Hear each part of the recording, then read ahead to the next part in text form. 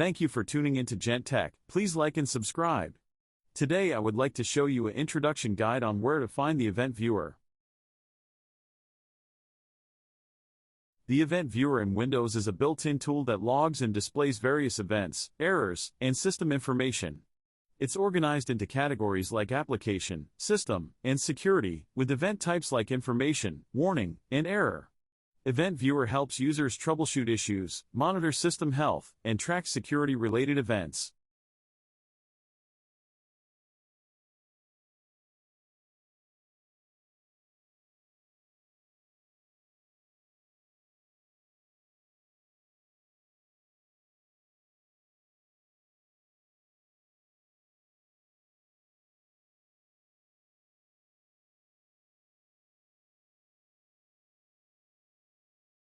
Please don't forget to smash that subscribe and like button.